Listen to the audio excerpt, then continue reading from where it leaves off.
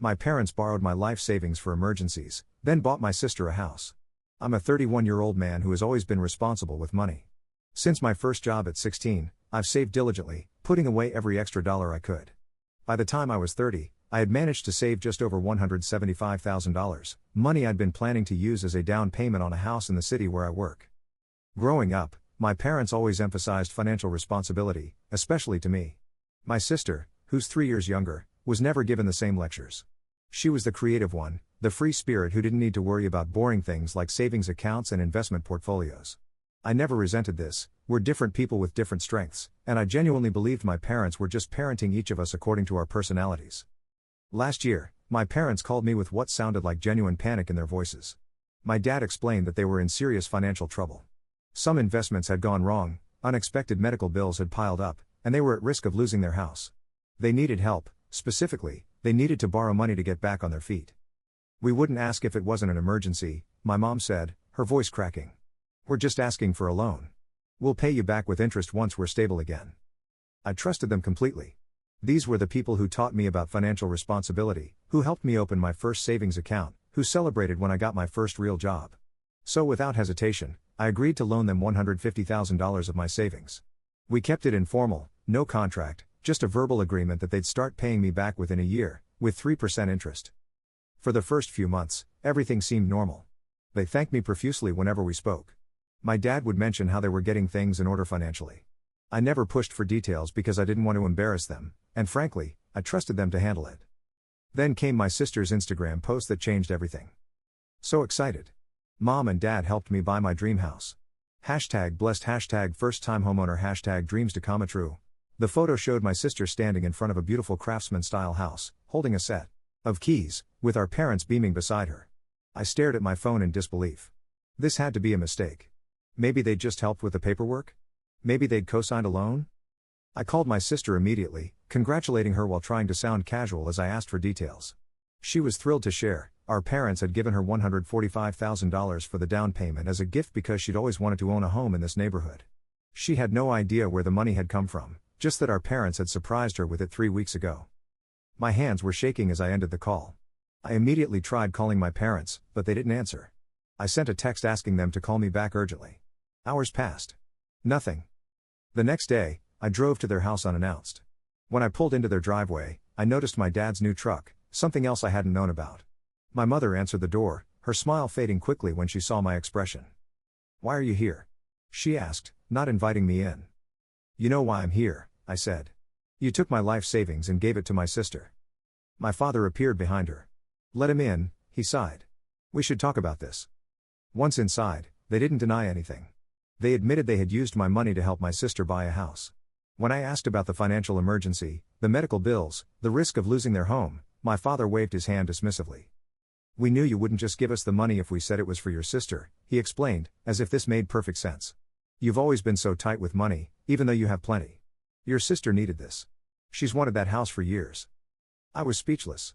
"But that was my house money. My future. You lied to me." My mother had the audacity to look offended. "It's not like you don't have a good job. You can save it again. Your sister doesn't have the same opportunities you do." I reminded them of our agreement, that they would pay me back, with interest, starting within a year. "We can't pay you back right now," my father admitted. "Maybe in a few years, once things settle down." "What things?" I demanded. "What needs to settle down? You told me you were in financial trouble, but you just bought my sister a house and yourself a new truck." My mother's expression hardened. "Don't be selfish. We've always given you everything. Your sister deserves nice things too." I left their house feeling like I'd stepped into some alternate reality. My parents, the people who taught me about financial responsibility, had effectively stolen my life savings based on a complete lie, given it to my sister, and now were calling me selfish for being upset about it. When I got home, I had texts from my sister. My parents had called her, and now she was angry with me for making mom cry and being jealous of her happiness. According to her, I should be happy that our parents were finally treating her equally after always favoring me growing up. She actually wrote, "It's not my fault you care more about money than family." I was stunned. In what world was I the villain here? I consulted with a lawyer the next day. He told me that because there was no written contract, my case wasn't a slam dunk, but text messages discussing the loan and bank records showing the transfer would help. He advised me to text my parents asking for confirmation of our agreement and to see if they would put anything in writing. When I texted them about repayment, my father responded with, "We're disappointed that you would put money above family. We raised you better than this." The lawyer suggested we start with a demand letter, formally requesting repayment according to the terms we had verbally agreed upon. My parents' response was to send a family-wide email detailing how I was attacking them legally after they had helped my sister achieve her dreams. Suddenly aunts, uncles, and cousins were calling and texting me, telling me I was being selfish and cruel to my parents and sister. My sister posted cryptically on social media about toxic family members and learning who really loves you when times get tough.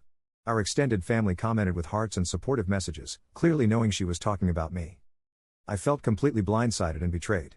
The money was one thing, a huge thing, obviously, my entire life savings, but the way my family had closed ranks, painting me as the villain for simply wanting what was promised to me, hurt even more deeply. Things escalated further when I finally filed a lawsuit against my parents. My mother called, crying hysterically, asking how I could do this to them. My father sent a scathing email about how I had shown my true colors and that money had revealed my character. My sister blocked me on all social media and told mutual friends that I was suing our parents because I was jealous of her new house. The lawsuit is ongoing, but my family relationships are effectively destroyed. Most of our extended family has sided with my parents and sister. A few relatives have privately messaged me saying they understand my position but don't want to say so publicly for fear of being ostracized themselves. I've had to put my own house plans on hold indefinitely. I'm staying in my small apartment, trying to rebuild my savings from scratch at 31, while watching my sister post photos of renovations to her new home, the home my money paid for. The worst part is the doubt that creeps in late at night. Am I really the selfish one here? Should I have just considered the money a gift?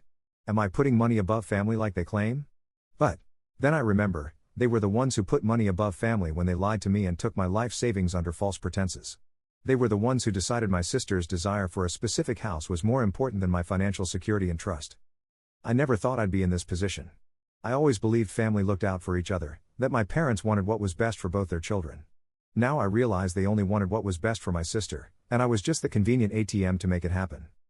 The most painful realization has been that my relationship with my family was conditional all along, conditional on me giving them whatever they wanted, whenever they wanted it, without question. The moment I stood up for myself, I became the enemy. This experience has fundamentally changed how I view family, trust, and relationships. I don't know if any of these relationships can ever be repaired, and I'm not sure I want them to be.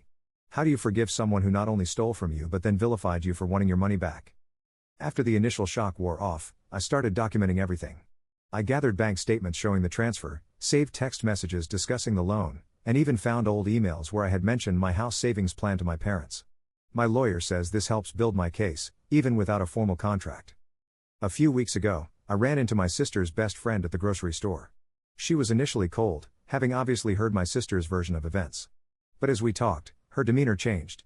She confided that my sister had known all along where the money came from. Apparently, my sister had told her, "My parents are taking money from my brother to help me buy a house. He has plenty, and I really want this place." This revelation cut deep. Not only had my parents lied to me, but my sister had been complicit in the deception. She wasn't an innocent beneficiary, she had known they were taking my house savings and had been fine with it. I added this information to my case file, though my lawyer cautioned that hearsay wouldn't be as valuable as direct evidence. Still, it helped clarify the situation in my own mind. This wasn't a misunderstanding or my parents making a poor decision in a moment of weakness. This was a calculated plan that all three of them had participated in. Last weekend, my mother tried a new approach. She showed up at my apartment unannounced, tears streaming down her face, asking why I was doing this to the family. When I calmly explained that I was simply trying to recover the money that had been taken from me under false pretenses, she switched tactics. "Your father and I have given you everything," she said. "We sacrificed so much for you. This is how you repay us? By dragging us to court?" I pointed out that they were the ones who had broken our agreement, not me. That they were the ones who had lied about needing the money for an emergency. "Your sister's happiness is an emergency to us," she snapped. "You've always had everything come easy to you. She struggles. She needed this." I asked her if she thought my happiness mattered too. If my plans, my future, my trust were important at all. She didn't have an answer for that. As she was leaving, she turned and said something that has haunted me since. "I never thought you'd choose money over your family. I guess we failed as parents after all." I closed the door feeling hollow. In their narrative, I'm the greedy, unfeeling son who cares more about money than his sister's happiness. In reality, I'm someone whose trust was violated by the people who were supposed to care about him most. The court date is set for next month. My lawyer is cautiously optimistic, though he warns that family financial disputes can be complicated. In the meantime, I've started seeing a therapist to deal with the emotional fallout.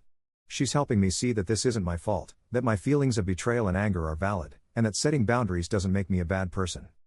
I'm slowly rebuilding my savings, though it will take years to get back to where I was. Some days I'm filled with anger, at my parents for their betrayal, at my sister for her entitlement, at myself for being so trusting. Other days, I just feel sad about everything I've lost, not just the money, but the family I thought I had. What hurts the most is knowing that my parents never saw me as an equal to my sister. I was the responsible one, the one who didn't need help, the one whose dreams could be sacrificed. I was the means to an end, their end of giving my sister everything she wanted. I don't know what will happen with the lawsuit or my family relationships. Part of me hopes we can eventually repair things, that my parents will realize what they've done and make amends. Another part of me knows that even if I get my money back, the trust is gone forever. The court case finally began, and it was even more stressful than I had imagined. Sitting across from my parents and sister in the courtroom, seeing them huddled together while casting cold glances my way, made my stomach turn. My mother dabbed at her eyes with tissues, playing the role of the heartbroken mother perfectly. My father sat stiffly, his face a mask of disappointment. My sister wouldn't even look at me. My lawyer presented our case clearly. I had loaned my parents money under specific terms, with a clear expectation of repayment, based on what I was told was an emergency situation. We showed the bank transfers, presented the text messages discussing the loan, and even had records of phone calls made during that period. Their lawyer argued that it was a gift, not a loan. That there was no formal contract, and that in their family culture, helping family members was expected without strings attached. He painted me as a calculating, cold-hearted son who was jealous of his sister's happiness and trying to punish his parents for not favoring him. The judge seemed skeptical of both sides, asking pointed questions about why there was no written agreement for such a large sum, and why, if it was truly a gift, my parents had pretended it was for an emergency rather than being honest about their intentions. During a recess, I overheard my sister talking to my mother. "Don't worry," she said. "There's no way the judge will side with him. We'll keep the house." The casual way she said it, the absolute certainty that they would win, made me realize how entitled she truly felt to my money. When the trial resumed, something unexpected happened. My mother took the stand and, under questioning from my lawyer, finally admitted that they had lied about the emergency. "We knew he wouldn't give us the money if we told him it was for his sister," she said, as if this was perfectly reasonable. "He's always been so tight with his money. So focused on his own goals. We needed to help our daughter, and we did what we had to do." The judge asked her directly if they had ever intended to repay the money. After a long pause, she said, "Eventually. When we could. But our daughter's needs came first." Her honesty, as damning as it was, surprised me. Perhaps she thought her explanation would garner sympathy. Instead, the judge's expression hardened. The judgment came 2 weeks later. The court ruled in my favor, ordering my parents to repay the full $150,000 plus interest. Additionally, they were responsible for my legal fees. The judge cited their deliberate deception as a key factor in his decision. I expected to feel vindicated, relieved, or at least satisfied. Instead, I just felt empty. Winning the case didn't repair the broken trust or heal the family relationships that had been destroyed. It didn't erase the knowledge that my parents had been willing to sacrifice my future for my sisters, or that they had lied to me so easily. The aftermath was messy. My parents had to take out a home equity loan to pay me back, which meant my sister's house, the one my money had bought, now had a lien against it. She was furious, posting long rants on social media about how I had destroyed the family and forced my parents into debt. Some relatives still took their side, saying I should have let it go in the name of family harmony. Others, now that a court had validated my position, suddenly became more supportive. I got calls and messages from family members who had previously criticized me, now claiming they had always understood my position but had been caught in the middle. Their sudden change of heart felt almost as hollow as my parents' deception. My father called a week after the judgment. His voice was different, no longer self-righteous, but not exactly apologetic either. He sounded tired. "We've started the process to get you your money back," he said. "I hope you're happy now." "I'm not happy," I told him honestly. "I never wanted any of this. I just wanted what you promised me." There was a long silence on the other end. Finally, he sighed. "Your mother and I thought we were doing the right thing. Your sister. She's always needed more help. You were always so capable on your own." "So my capability meant my needs and dreams didn't matter?" I asked. He didn't have an answer for that. I received the first repayment installment a month later. Seeing the money back in my account should have felt like a victory, but it just reminded me of everything I had lost in the process, not just time and legal fees, but the family I thought I had. My sister eventually reached out, though not to apologize. She wanted to know if I would be willing to forgive and forget now that I had gotten my way. When I asked if she understood why what they did was wrong, she deflected, saying only that she was sorry things got so out of hand. There was no acknowledgement of her role in the deception, no recognition that she had been complicit in taking something that wasn't hers. I told her I needed time. That forgiveness might be possible someday, but forgetting never would be. That trust, once broken, doesn't just magically repair itself because someone decides the conflict has become inconvenient. She didn't like that answer. She accused me of being rigid, unforgiving, of holding a grudge. She said that real family would move past this. I couldn't help but think that real family wouldn't have stolen from me in the first place. My parents continued making the court-ordered payments, though each transaction came with passive-aggressive notes. Here's your blood money. Hope this means more to you than family. Monthly payment to the son who sued his own parents. I ignored them all, focusing instead on rebuilding my savings and my life. I bought my house 6 months later, not the one I had originally been saving for, but a smaller place in a different neighborhood. It wasn't my dream home, but it was mine, free from my family's influence or manipulation. The day I moved in, I felt a weight lift from my shoulders. This was a new beginning. My therapist suggested I write a letter to my parents and sister, not to send, but for myself. To articulate everything I had felt but hadn't been able to express in the chaos of legal proceedings and family drama. I wrote about the betrayal, the hurt, the disbelief that they could so easily dismiss my dreams and needs. I wrote about how their actions had shown me exactly where I stood in the family hierarchy, as a resource to be used for my sister's benefit, not as a son or brother whose own happiness mattered. Writing it all down didn't heal everything, but it helped me process the anger that had been festering inside me. It helped me see that what happened wasn't a reflection of my worth, but of their values. Their choices revealed who they were, not who I was. A year passed. The payments continued. My sister renovated her house, the one my money had initially purchased, and posted frequent updates on social media. I had unfollowed her accounts, but mutual friends sometimes mentioned her posts. Apparently, she had revised the narrative entirely, now claiming that she had worked so hard for her home and was proud to have achieved her dreams on her own. The fiction was easier for her than acknowledging what had really happened. My parents made occasional attempts at reconciliation, but always on their terms. They wanted me to put the past behind us without ever fully acknowledging what they had done or offering a genuine apology. Each conversation ended the same way, with them suggesting I was the one keeping the family apart by not simply forgiving and forgetting. My mother reached out on my birthday, sending a card with a check inside, a fraction of what they still owed me, but presented as a gift. The card read, "We've always tried to do right by both our children. We hope someday you'll understand we only did what we thought was best for the family." There was no acknowledgement that their best for the family had come at the expense of my trust and financial security. I returned the check with a note, "I don't want gifts. I want honesty." 2 years after the judgment, I received a text from my sister. She was getting married and wanted me to be there.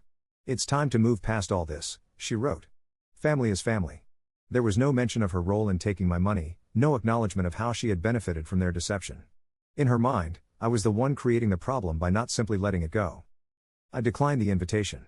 I wasn't ready to pretend everything was fine, to smile for photos and act like nothing had happened, especially when none of them had taken genuine responsibility for what they did. The final payment arrived 3 years after the judgment. By then, I had established a new life for myself. I had a good job, a home I was proud of, and a circle of friends who had supported me through everything. I had even started dating someone who understood my story and respected my boundaries when it came to family. My father delivered the last check in person. He stood awkwardly on my doorstep, looking older than I remembered. "It's done," he said, handing me the envelope. "We've fulfilled our obligation." The choice of words, obligation rather than promise or debt, said everything about how he still viewed the situation. In his mind, the court had imposed an unfair burden on them, rather than simply enforcing the agreement they had broken. "Thank you," I said, taking the envelope. He hesitated, then asked if he could come in. I considered refusing, but something about his demeanor made me step aside and let him enter. He looked around my home, the place I had built for myself despite their actions, with an expression I couldn't quite read. "Your mother misses you," he said finally. "We all do." "I miss who I thought you were," I replied honestly. "I miss the family I thought I had." He nodded slowly. "We never meant to hurt you. We just. Your sister has always needed more. She's not like you. You've always been capable, independent. We thought you would understand." It was the closest thing to an explanation he had ever offered, though still not an apology. Still not an acknowledgement that their choice had been wrong. "Understanding why you did it doesn't make it hurt any less," I told him. "You chose her over me. You lied to me. You took something that mattered to me and gave it to her, and then you made me the villain for wanting it back." He looked down at his hands. "We did what we thought was right." "And that's the problem," I said. "You still think it was right." When he left, I didn't know if I would ever see him again. The debt was paid, the legal obligation fulfilled. Whether the emotional wounds could ever heal remained to be seen.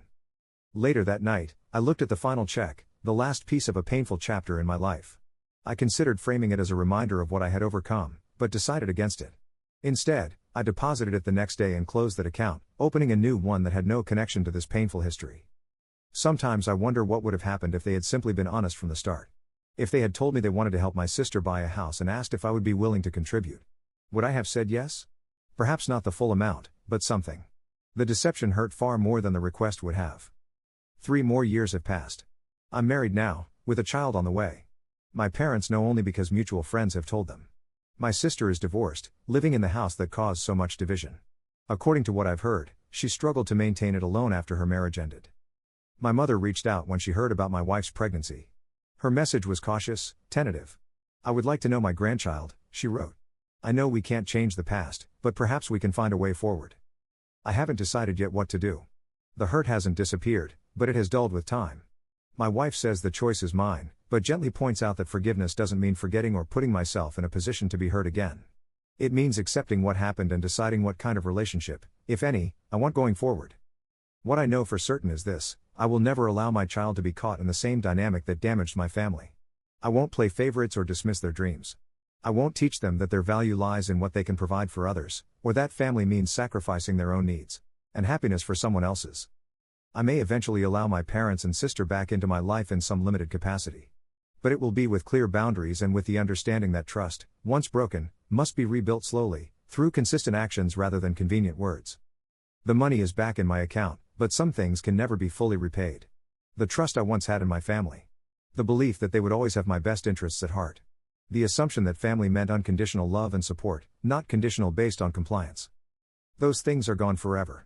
In their place is a hard-won wisdom about human nature, about the importance of clear boundaries, about the difference between giving from love and giving from manipulation. I don't know what the future holds for my relationship with my family. What I do know is that I'm no longer waiting for them to acknowledge the harm they caused or to offer the apology I once desperately wanted. I've made peace with the fact that they may never fully understand my perspective or accept responsibility for their actions. My focus now is on the family I'm creating, one built on honesty, mutual respect, and genuine love rather than obligation and manipulation. One where no one's dreams are considered less important than another's, and where trust is valued as the precious thing it is. That, I think, is the most valuable lesson from this painful chapter. Family isn't just who you're born to. It's who you choose to build your life with, who you choose to trust with your heart and your future. Sometimes those people are related to you by blood, and sometimes they're not. What matters is that they see you, truly see you, and value you for who you are, not what you can give them. In the end, I didn't lose $150,000. I lost an illusion, the illusion of a family that put my needs and happiness on equal footing with my sister's. It was a painful loss, but also a clarifying one. And in its place, I've built something more valuable, a life on my terms, with people who love me not for what I can provide, but simply for who I am.